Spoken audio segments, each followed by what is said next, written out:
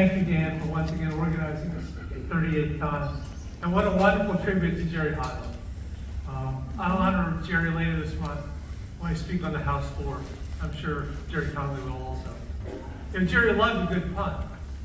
The past, the present, the future walked into a bar. It was tense.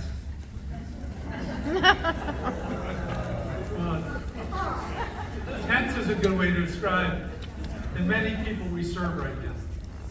I've heard from thousands of residents in the last 2 weeks in the immigrant community scared about their future. Federal workers who are terrified about their livelihoods. We had a telephone town hall Monday night that had 14,000 people call in. From contractors who call every day because they suddenly have no client, no income. And from everyday Americans who are just worried about the future of our democracy, worried about the future of our country. I do share those worries, and I tell you, with my good friend Jerry Connolly in the House, we'll do everything we can to protect your rights.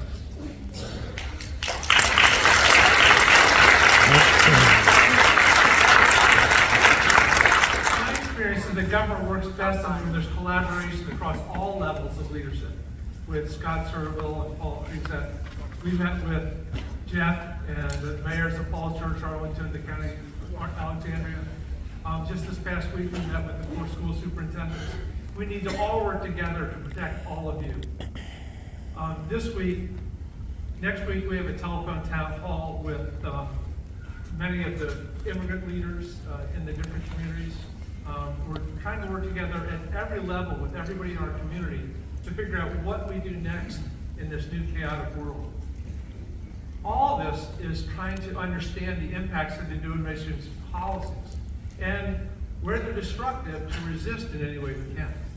There can be enormous fights to preserve the rule of law, to honor our Constitution, to defend the separation of powers. Congressman Connolly, Senators Warner and Kane, we're in the political minority. So even though we're introducing legislation or writing letters, we're not naive enough to think that anything can pass in the current climate. But we do respect the outcome of the November election. Donald Trump clearly won the majority of the electoral college, a plurality of the popular vote. But we're very angry and concerned about the presence of an unhinged, unelected, unconfirmed richest man in the world, dismantling institutions created by acts of Congress, who also has access to our most personal and sensitive information. Yes, we will fight.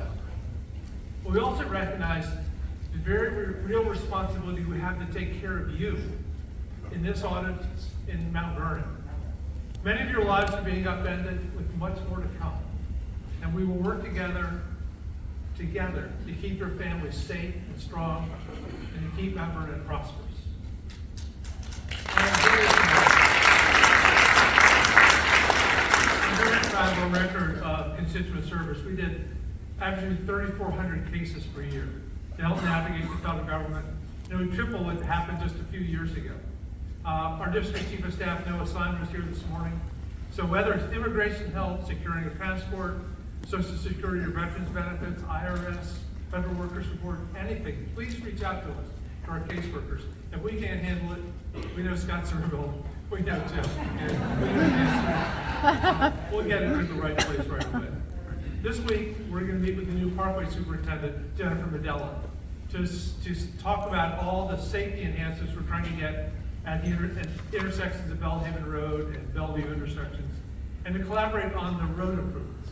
We know what it's like on Mount Vernon Parkway North, Geo Parkway, but we need to do the same kind of investment. I could go on for much longer, she's holding up the 1 minute sign, but I would love to introduce my friend of 40 years, the Democratic leader of the House Oversight Committee, through the times of Paul the Greatness, Jerry Conley.